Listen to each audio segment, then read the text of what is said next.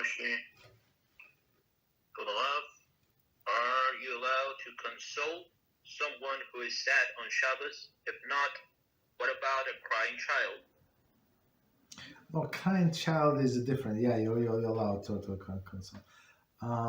Other people, if somebody is depressed, yeah, you can console it. But usually, I'm not sure what situation the person is asking about. For example, as we said, there's no Shiva.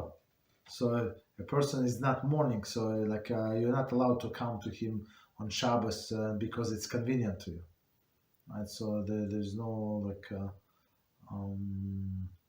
consoling on Shabbos in this sense.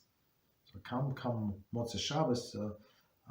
We have a few shivas like in my shul, like just recently. The parents were living here, but the children moved away, and they wanted to stay on Shabbos in that apartment when they basically grew up, and they were sitting shiva in this place in my shul. So and they make announcement. So if you want to like, they're very far away, like I don't know, maybe 1 hour to 12 drives. Like most people would not go. I mean, maybe some. I don't want to say for everybody, but okay. So, but since the person was here, so there was announcement that he's going to sit here like a few hours after Shabbos ends. So if somebody wants to visit that person, yeah, no problem, come and visit.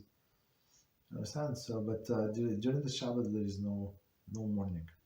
So, but if you want to console somebody, like privately, yes, I think. Somebody's in the depression, yeah, you will be able to.